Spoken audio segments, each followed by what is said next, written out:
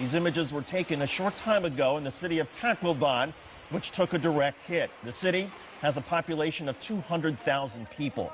The U.S. Navy's Joint Typhoon Warning Center says the maximum sustained winds when the storm made landfall was 195 miles per hour, with gusts up to 235 miles per hour. Here's what the initial outer bands of rain and wind looked and sounded like in the streets of Tacloban.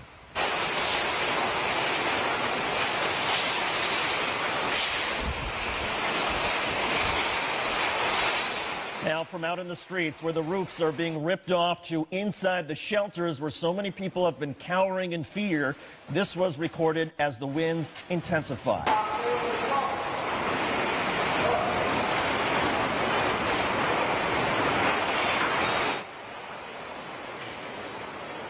An estimated 2 million people live in this storm's danger zone, which is the equivalent of a Category 5 hurricane, and hundreds of thousands of people lost their homes just a few weeks ago in an earthquake. In other words, they didn't have much protection to begin with tonight.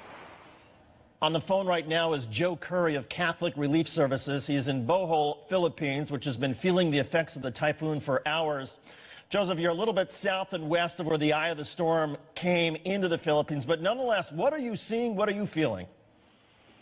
We've had a lot of strong rain and some wind here in the southern part of the island, and we have reports from the northern part, which was the earthquake-affected areas, that they have much stronger winds. Even some of the damaged houses have started falling down from the heavy winds. Have you picked up anything from Tacloban, the city of 200,000 people that took a direct hit? Not yet, not since this morning. Phones are off from the reports that we've had. We understand that the typhoon should be passing over now or passing over soon. Give us a sense about infrastructure, and that one of the ways that that's so important as far as relief after a hurricane is to have roads that are essentially to be able to be cleared so that people can get in. What sort of infrastructure does the central part of the Philippines have to deal with this? This is mainly islands here. Islands, some with airports, some without. Leyte is an island of about 1.5 million people. The coastal areas are low-lying. It has an airport, but it's also mainly connected by rural roads. It's not highways. Bridges could be affected by flooding.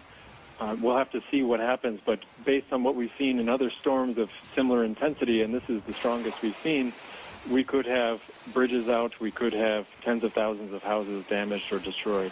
And again, we're talking about a region affected here with 2 million people. Do you share the fear that this was a catastrophe? Absolutely. This is such a strong storm. In this part of the world, houses are fragile, infrastructure is relatively fragile. We'll have to see how people can stand up, but the government's been conducting mass evacuations, and we hope that there's been enough preparedness in place. Joe Curry of Catholic